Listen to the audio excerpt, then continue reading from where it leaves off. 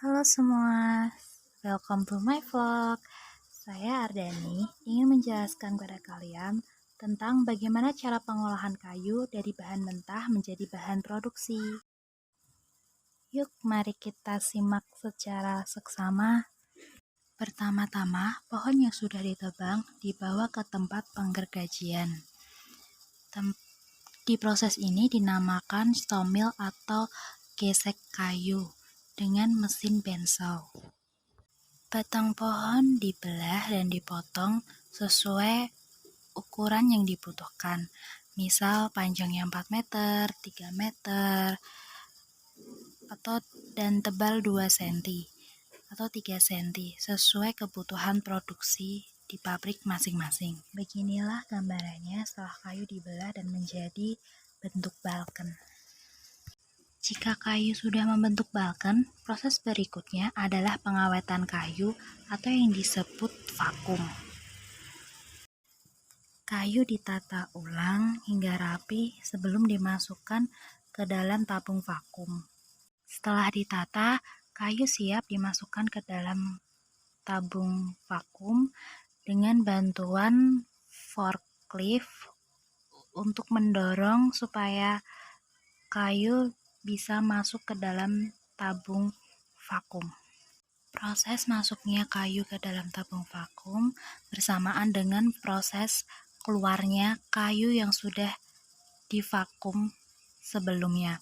Jadi proses kerjanya ketika kayu didorong oleh forklift untuk masuk ke vakum, begitu pula ada kayu yang keluar dari tabung vakum tersebut. Apabila kayu sudah masuk ke dalam tabung vakum, lalu kita tutup tabung vakum tersebut, kemudian kita mencampur air dengan obat vakum. Air yang dibutuhkan di sini yaitu sekitar 8.000 liter dan kita menggunakan obat vakum Taradot.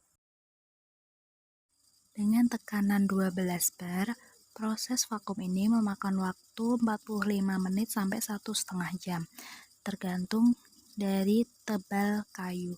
Semakin tebal kayu tersebut, semakin lama pula proses vakum berlangsung. Ini adalah contoh ketika proses vakum selesai. Mesin dimatikan, lalu keran pompanya dibuka supaya air yang di dalam tabung tersebut keluar. Karena mesin vakum yang digunakan ini masih semi manual, jadi butuh tenaga karyawan untuk membuka pompa keran tabung vakum tersebut. Ini yang seperti yang saya bilang tadi, bahwa proses masuknya kayu bersamaan dengan proses keluarnya kayu.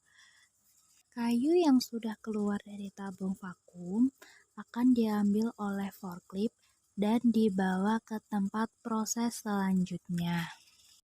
Dan beginilah gambaran kayu yang sudah divakum. Terlihat warnanya lebih coklat karena sudah diberi obat. Oke, kita akan masuk ke proses pengeringan kayu. Sama seperti sebelumnya, sebelum masuk ke ruang pengeringan kayu, kayu harus ditata terlebih dahulu supaya panas yang didapat rata dan menghasilkan kayu kering yang baik. Setelah kayu ditata, kayu akan dibawa forklift memasuki ruang pengeringan kayu. Ruang pengeringan kayu ini biasanya dinamakan chamber atau ruang oven.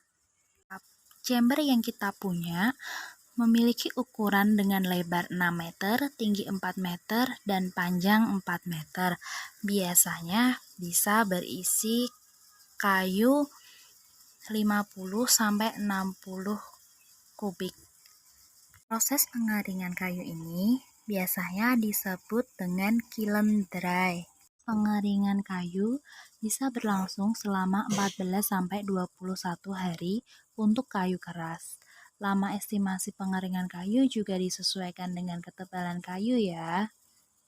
Sebelum kayu dibuat furniture, kayu harus dalam keadaan kering ya, supaya tidak berjamur dan berayap. Itulah salah satu tujuan dari pengeringan kayu.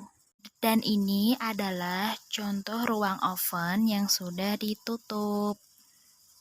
Biasanya, kayu yang sudah dikeringkan warnanya akan menjadi coklat tua dan lebih ringan dari sebelumnya. Berikut contoh kayu yang sudah dikeringkan.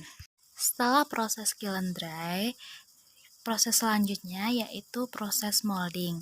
Di sini permukaan kayu akan menjadi lebih halus dan lembut daripada sebelumnya. Dan ini adalah proses terakhir dari dasar pengolahan kayu. Proses ini hanya membutuhkan waktu sebentar saja untuk menjadikan permukaan kayu rata dan siap untuk menjadi bahan baku produksi furniture. Ini adalah hasil dari proses molding. Kayu tampak lebih indah, bukan?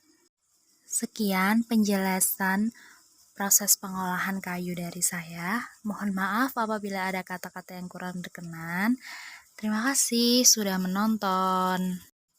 For your information, karya saya ini juga saya bukukan dan bukunya juga saya berikan kepada teman saya supaya lebih berguna loh. Dadah!